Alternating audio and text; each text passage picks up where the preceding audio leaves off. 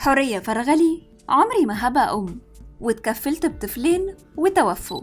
كشفت الفنانة حورية فرغلي عن إمكانيتها تبني طفل من أطفال غزة بعد المأساة اللي بيعيشوها على يد قوات جيش الاحتلال الإسرائيلي. وعلقت الفنانة حورية فرغلي على فكرة نقيب المهنة التمثيلية أشرف زكي في تبني طفل من أبناء غزة على الفنانين، وده خلال مؤتمر التضامن مع فلسطين في مصر. وقالت حورية فرغلي: ما ينفعش أتبنى لأني مش متجوزة، حاولت أتبنى قبل كده وقالوا لي مش هينفع، لازم تكوني متجوزة، واتكفلت بطفلين وتوفوا.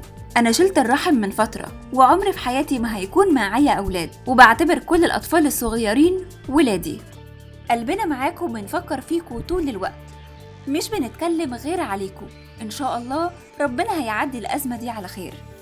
وظهرت حورية فرغلي خلال مقطع فيديو نشرته عبر حسابها انستجرام، وقالت: أنا بعمل الفيديو ده تضامنا مع الشعب الحبيب فلسطين، وقلبي كله حزن وبيتقطع من اللي بشوفه.